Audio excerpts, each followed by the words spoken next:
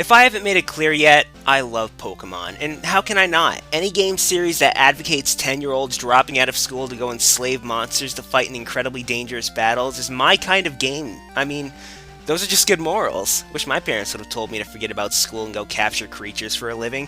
Would have saved me a lot of money on stupid college, but everything has to start somewhere, even stupid college. And before we had Pokemon, or Pocket Monsters, we had a little game that could, but almost didn't a couple times, called Capsule Monsters, which became Pokemon. Or Pocket Monsters. Yeah, I'm just gonna call it Pokemon. Today on Gaming Mysteries, I'll be talking about Capsule Monsters, or the beta of Pokemon Red and Green. And Blue, I guess. Colors. Now, it's worth mentioning that I couldn't find any beta footage of the title, well, no beta footage that shows anything too significant, but there is a lot of cool concept art I'll show off as the time arises. So the title's origins can be traced back to Satoshi Tajiri's childhood as he enjoyed bug collecting, and what is Pokemon other than extremely violent bug collecting? I'd collect bugs if they shot electricity and fire. But anyways, Capsule Monsters, as it was then known as, was actually pitched to Nintendo several times and was rejected. But 8 is the magic number apparently, and Nintendo began to fund the project. Of course, I don't think it was magic so much as everyone's friend Miyamoto pitching the new title to the company. I think that may have helped a lot. I mean, have you seen him? He could sell us on a wooden desk simulator and everyone would love it. And don't tell me you wouldn't. It would be amazing. You could organize pencil. You can steal that idea, Nintendo. Do it. Now, the name Capsule Monsters was apparently inspired by Japanese... Oops, and here we come to the section of the video where I pronounce things incorrectly. And I've probably already done that in this video. Hold on to your seats. So, Japanese gashapon machines. Yeah, gashapon. People are correcting me as I speak. But those are basically capsule machines, if anyone's wondering. But apparently they had trouble trademarking the name Capsule Monsters, eventually changing the name to things like Capumon or Capumon.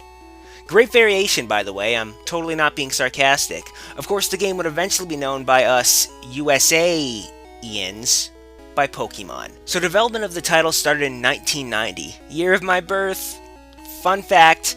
Anyways, at this stage it was still known as Capsule Monsters and was scheduled to be released in December of 1991.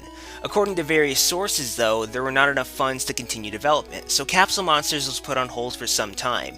During this time away, the team developed Yoshi for the NES and Game Boy, and due to the surprising success of that game, it gave Game Freak the resources they needed to continue with Capsule Monsters. Apparently, in 1993, an internal vote took place to decide whether or not the company should complete Capsule Monsters. 80% were for its finish, and in the summer of 1994, the game resumed development, though was held back by numerous interruptions. Apparently, all were money-related. Money seems to be a running theme here, but after years of development, delays, and possible cancellations, the game was released to the public and became a ridiculously huge success. And I helped the cause by purchasing lots of Pokemon-related merchandise, cause Yuriofwind, giving back to the community, and by the community I mean Nintendo. I own way too many of those little Pokemon figurines and those stupid Burger King Pokeball things that came out with the first movie. I don't want to talk about it. I wasted money. Now that's all there really is to say about how Capsule Monsters came to be and eventually went on to become Pokemon, but now we come to the part of the video where I get to show you guys awesome / some odd concept art. I mentioned that earlier and now I'm doing it. Funny how that works. In one pic, you can see a photo of a hotel, which is believed to be the precursor to the Celadon Hotel or Pokemon Center. There's another pic that shows the cover to a Capsule Monsters manga, which you'll see features an early version of Nidorino and Gengar, and they look fucked up.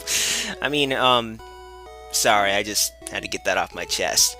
There's also an early version of the Pokemart, in which the store owner seems to have a Pokemon kinda locked up in a cage, so that's pretty fucked up. Another screen shows an early design of a town, and I don't know if it's just me, but the town seems to be more grand or more large scale from what I'm used to seeing in the series. It's probably just me. In any case, there's not much to say about this pic other than the town looks really nice. Yeah! Aside from these lovely things, we also have a pic of an early Pokeball, which seems to have the button for releasing the Pokemon on the top of the ball instead of in the middle area place part. Also, I don't know what this Pokemon that jumped out of the ball is, but you look ridiculous and adorable. I'm man enough to call things out on their adorableness. I own, like, cats and stuff. Now to end these picks, I leave you with two final photos, both of which I find very interesting. The first one really intrigues me, as you'll see it's an early concept of the screen you view your Pokemon stats on. And here we're looking at weird dragon thingy Pokemon who's level 47, and there's some text I can't read, and that's all great, but down at the bottom of the screen you'll notice it says 900 HP and 200 TP. What I find interesting about this is that what if TP stood for technical points, basically serving the purpose of MP or SP or PP in Pokemon's sake? Don't laugh at PP. What makes this interesting is that I'm wondering if early on they would have it so that instead of each move having its own set number of times that you could use said move without going to a Pokemon Center or using an Ether, you would instead have a set number of points, 200 in this case, in which the Pokemon could do any attacks up to 200 times. That theory's probably bullshit, but I don't care, I'm gonna roll with it. This last pick I just have to show you because it looks ridiculous. It's someone I'm presuming to be a trainer with a Slowbro, and he's fighting a giant fuzzy ball coughing. Now I just want to say, what? And why is he giant? Hell, why is he fuzzy? But most importantly of all, why does he have that dude behind him whipping him?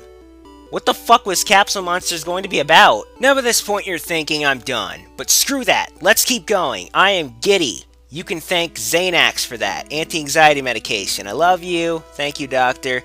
Though keep in mind I'm not going to go into every single thing because I have other things to do, like nap, and make more videos, and take anti-anxiety medication.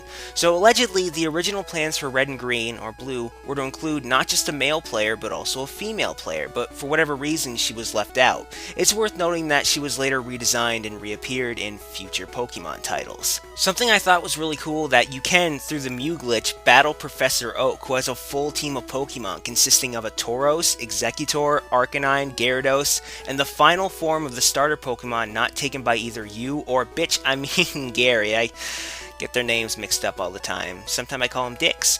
His Pokemon are leveled even higher than Gary's team, or Blue, whatever.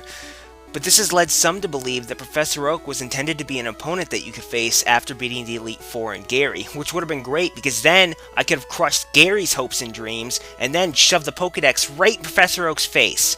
That would have showed him. Apparently there's an extra location left in the game that you can fly to, but when you go to it, it freezes the game. That's kinda lame.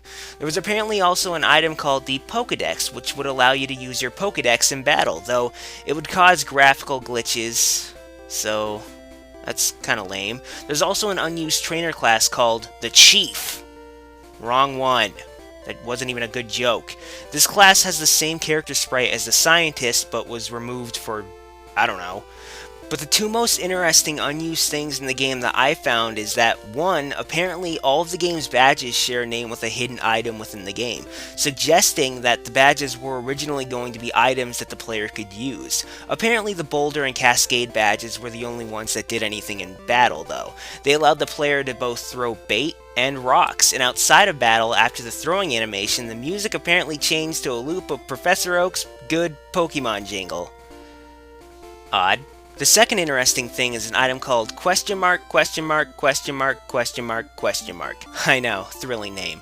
This left out item would apparently allow the player to surf without the use of a Pokemon. This has led some to speculate that originally surf wasn't necessarily an HM move or a field move either.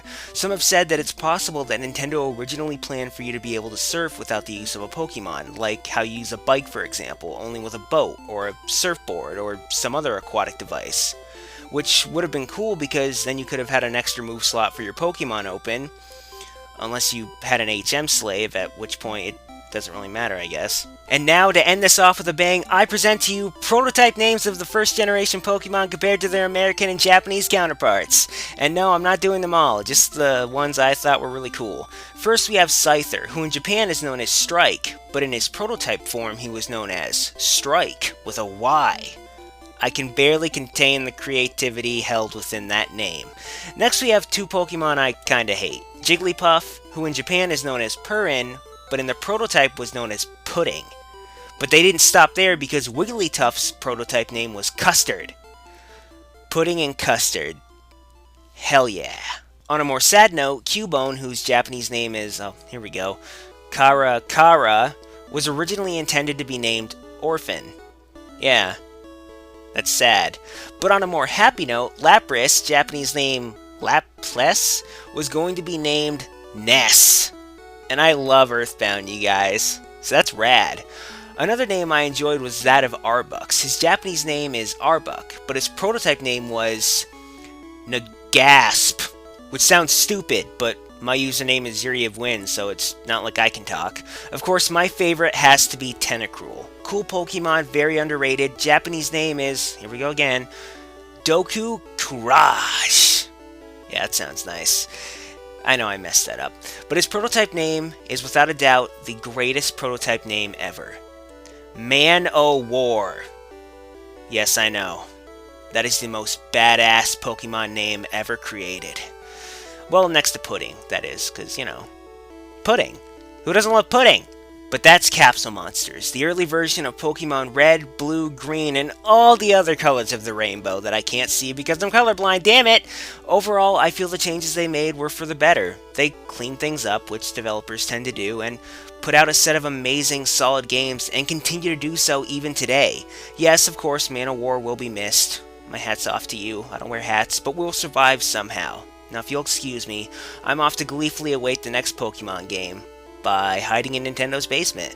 I haven't actually figured out how I'm going to get into their basement yet, but I'm thinking if I tell Miyamoto I'll be his best friend, he'd let me in. This plan is flawless.